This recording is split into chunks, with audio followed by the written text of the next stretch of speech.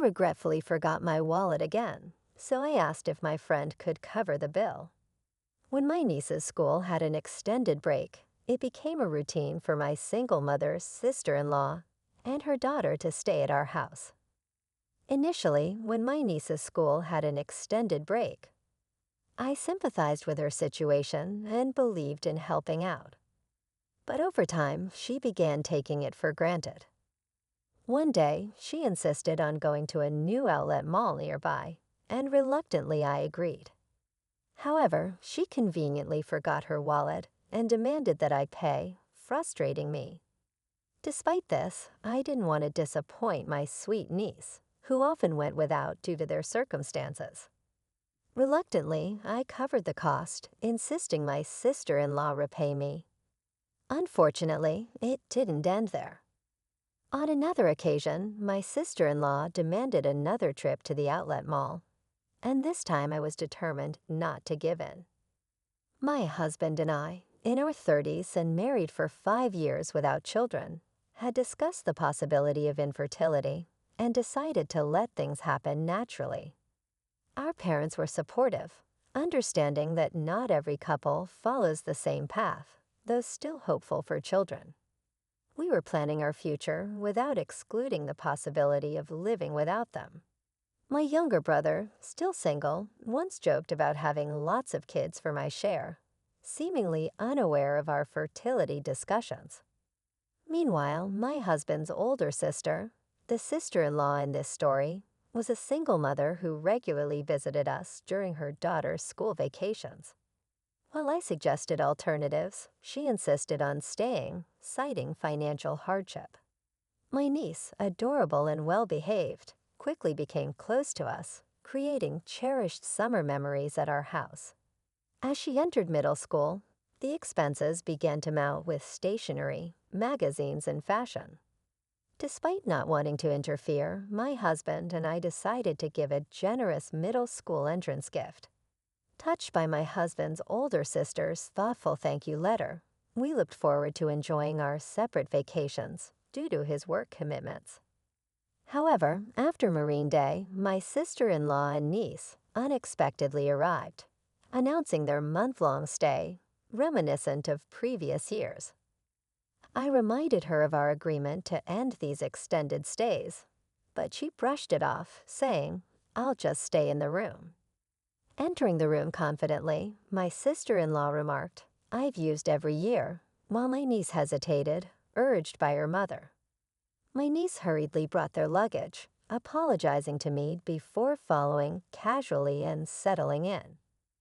My sister-in-law suggested a visit to a new nearby outlet mall. Controlling the air conditioner and changing settings, she made herself comfortable, expressing delight and not worrying about saving electricity while sipping on a chilled beer my husband had prepared. Frustrated, I called my husband, who couldn't leave work due to their unexpected visit. He asked me to handle his sister for the time being, promising to talk to her when he got home, even if it meant working late. Troubled by her unexpected stay, I couldn't ask him to leave work early. Reluctantly, I decided it was better to take my sister-in-law and niece to the outlet mall than to have them linger around the house. My niece, seemingly interested, nodded along with her mother's conversation. Despite my reservations, I couldn't bring myself to ask her to endure it, especially considering she's my husband's relative. Unprepared for lunch and with unexpected guests, I reluctantly agreed to take them to the outlet mall. Acting for a bus due to the heat, complaining about the walk and the absence of the car, my sister-in-law begrudgingly understood the situation. As we arrived at the outlet mall, she started fussing about forgetting her wallet. Her explanation about mistakenly putting her credit card back in her wallet didn't make sense. While I pondered her story, my niece looked momentarily disappointed, but soon smiled, saying she's happy just looking around. Feeling sorry for my niece, I suggested covering today's shopping, estimating it wouldn't exceed $400 for 3 people. However, my sister-in-law seemed most delighted, eyeing expensive items from famous brands. I ended up playing the role of her wallet, using my credit card since I didn't have enough cash. I demanded repayment as soon as we got home. My sister-in-law claimed she couldn't do it right away, citing a lack of cash and a forgotten bank card. When I suggested using her credit card's cash advance, she claimed her credit cards had expired, blaming a mix-up with a new one. I pressed her for proof, incredulous that she had allowed her cards to expire 3 months ago. She explained that she had panicked and switched wallets when her old one broke, making an honest mistake. She didn't want her in-laws to know about her financial struggles. I found it challenging to be too harsh, having already burdened them with the divorce. I found it challenging to be too harsh with my sister-in-law, especially since she promised to repay me once back at her house. During that summer, she stayed with us for about a month. My niece eagerly helped with housework and expressed interest in cooking. My sister-in-law assumed a more demanding, mother-in-law-like role, questioning the delay in lunch and criticizing our approach to saving electricity. She never contributed to housework and complained twice as much as anyone else. With her and my niece's presence, daily chores expanded to doing laundry for 4 people. When I mentioned the no air conditioning rule, complaints tripled. Frustrated, I asked my sister-in-law for help in hanging the laundry, but she dismissed it, insisting that being in the sun affected her skin and demanding an expensive sunscreen brand. After a month of enduring this, my sister-in-law, finally, she left with my niece. However, when I asked her to repay the money she owed, she refused, claiming she couldn't do it before payday. Persistent in my demands, I eventually sent a certified letter as proof. When my niece discovered her mother hadn't repaid the money, she revealed that her mother had been receiving financial support from her ex-in-laws since the divorce. My niece promised to take responsibility and repay me from the financial support her mother received. She also expressed concern about her mother's increasingly sloppy lifestyle, which was embarrassing her. This situation fueled my anger towards my carefree sister-in-law. With my niece approaching high school and college expenses looming, I felt compelled to teach my sister-in-law a lesson. Taking advantage of the school break, my sister-in-law and niece stayed with us again. Immediately upon arrival, my sister-in-law demanded a trip to the outlet mall, claiming she needed winter clothes. Sensing a potential repeat of her carelessness, I had already contacted some allies. After about 2 hours of shopping, my sister-in-law called, admitting she forgot her wallet and requested I cover the cost. Half of me thought it was typical, while the other half was exasperated. She claimed that my niece wasn't feeling well, and we had already gone home. I declined to cover her expenses, infuriated by her carelessness regarding her daughter. I emphasized that all she had to do was admit she didn't have enough money and return the items. Why did I have to cover the expenses for her shopping? Regardless, I needed to proceed with my plan. I informed her that I would be back soon after dropping my niece off at home. She questioned the time frame, and I mentioned I had just reached a nearby bus stop, indicating it would take another hour using public transportation. Surprisingly, she accepted this without demanding a taxi, making me suspicious that she might be up to something. She likely didn't want to risk me not coming back if she complained too much. An hour later, I arrived at the designated store with my collaborators.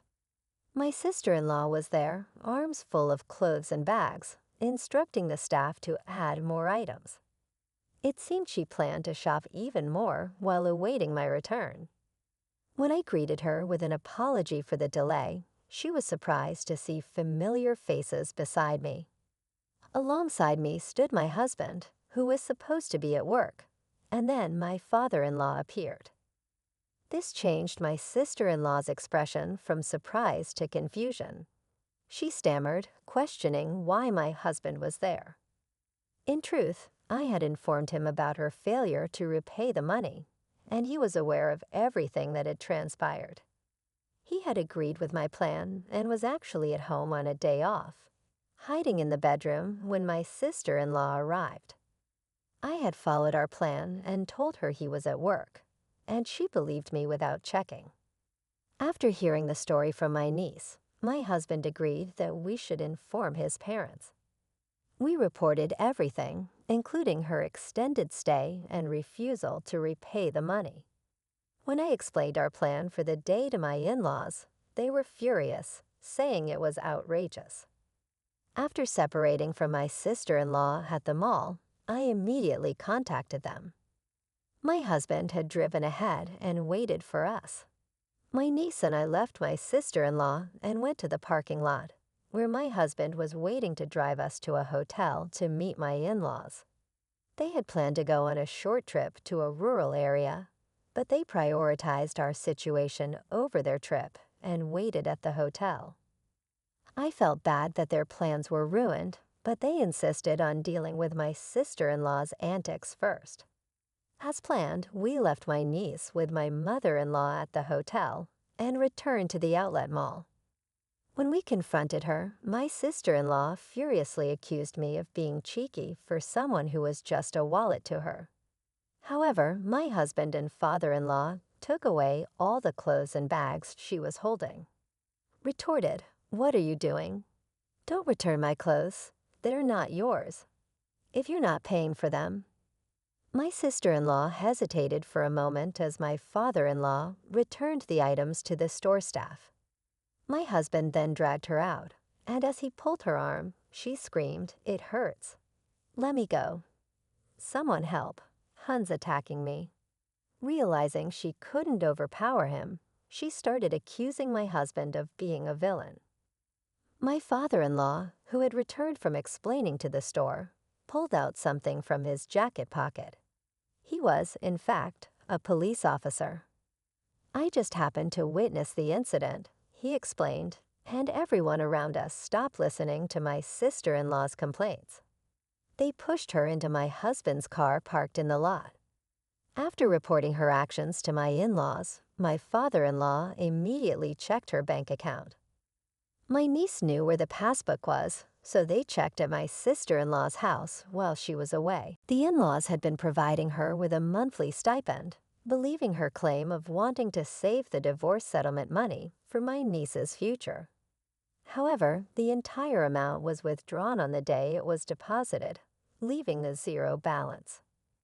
The account in my niece's name, supposed to contain the divorce settlement, was almost empty. My sister-in-law didn't receive alimony due to her fault in the divorce. She also withdrew the child support from her ex-husband immediately after it was deposited.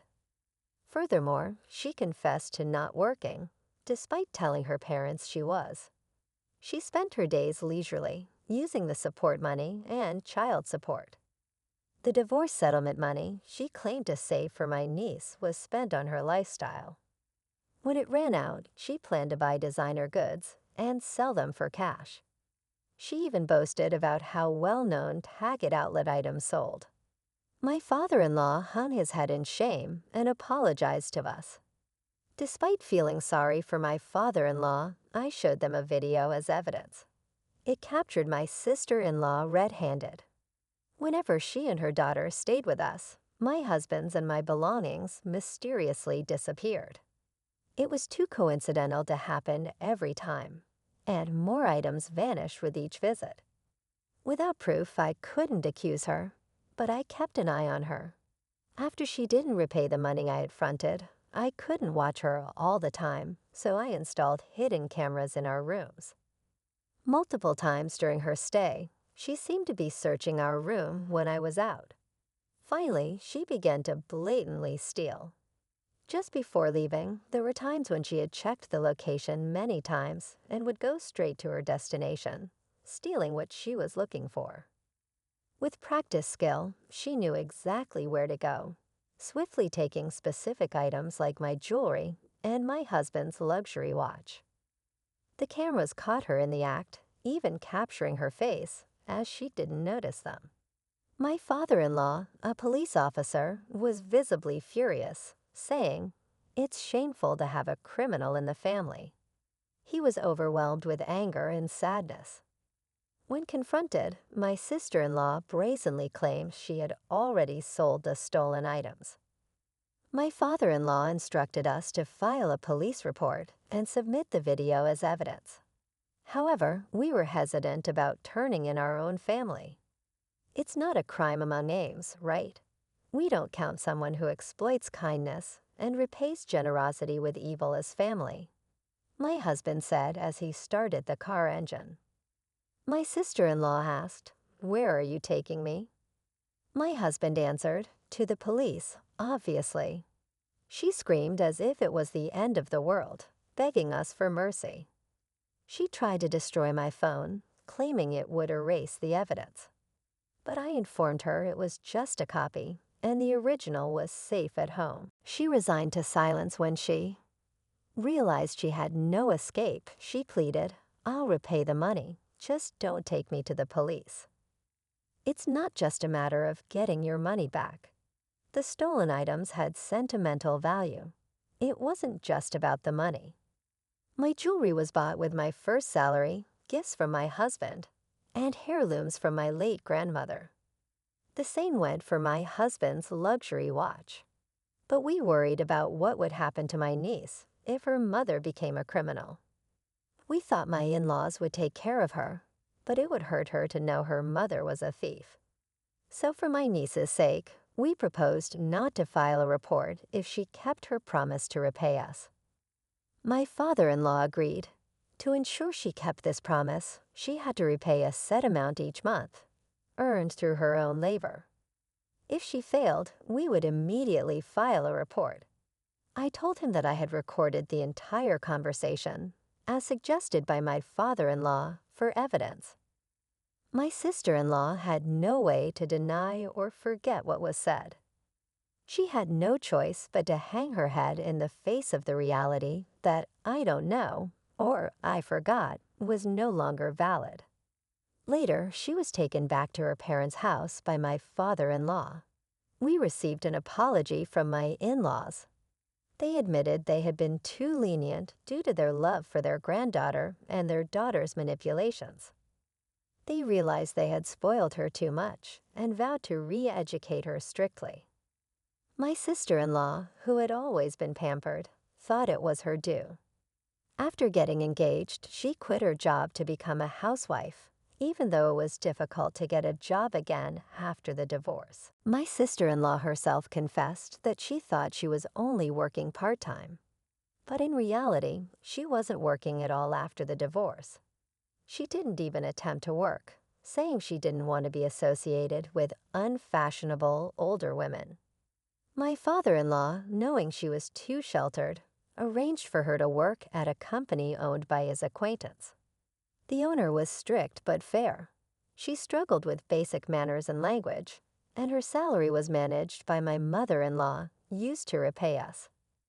My sister-in-law and her daughter moved out of the house left by her ex-husband, and now live under strict supervision with her parents. My niece is becoming a more responsible person, helping her grandparents. She plans to stay with them during the winter break, but looks forward to visiting us during the spring break. My husband and I are excited for her next visit. As for my sister-in-law, regardless of any change in her, she is not welcome in our house. We both agree it's best to avoid unpleasant feelings.